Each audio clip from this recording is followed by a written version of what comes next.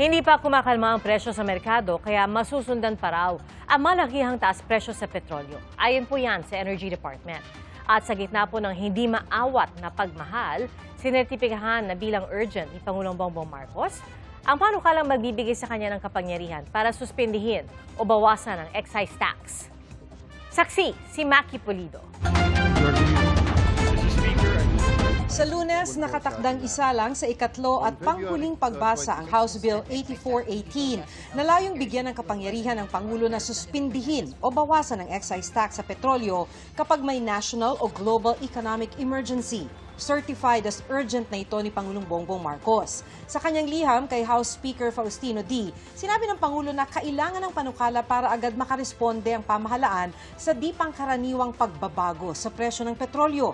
Dahil sertipikado na bilang urgent ng Pangulo, mapapabilis ang pag-aproba sa panukala. Hinihintay na rin ang bersyon ng Senado sa kaparehong panukala. Mahalaga ito lalo't hindi pa malinaw kung kailan huhupa ang gulo sa gitnang silangan na siyang dahilan ng sobrang pagtaas ng presyo ng krudo. Ang excise tax kasi, halimbawa sa diesel lang, is 6 pesos already. Hindi yan ganun kalaki compared sa increase ng fuel price natin. Pero it's tulong na rin yan, ano? Ang malakihang oil price hike pa naman itong linggo, tiyak na masusundan pa sa susunod na linggo, sabi mismo ng Department of Energy. Pero ayaw pa nilang magbigay ng projection. Ang sigurado ko lang dyan, may increase talaga tayo for next week.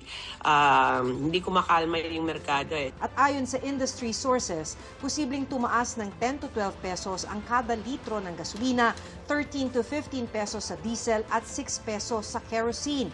Base pa lang yan sa presyo ng bentahan ng langis sa global market sa nakalipas na 2 araw. Maaari pa itong magbago, depende sa presyo ng bentahan sa mga susunod na araw. Aminado ang DOE, hindi nila mababantayan kung sobra ang taas presyo ng mga gasolinahan dahil nasa 14,000 ang bilang nito sa buong bansa, kaya magsumbong daw sa kanilang website.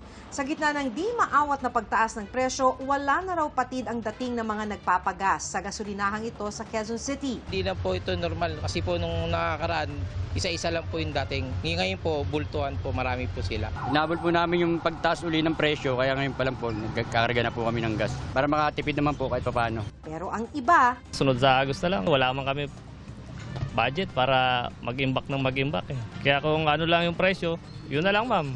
pakiusap ng DOE, huwag mag-panic buying. Meron po tayong sufficient supply. Ang presyo lang po talaga yung issue dito. Which is malaki po na problema yun yung presyo. Para sa GMA Integrated News, ako si Maki Pulido, ang inyong saksi. Mga kapuso, maging una sa saksi. Mag-subscribe sa GMA Integrated News sa YouTube para sa iba't ibang balita.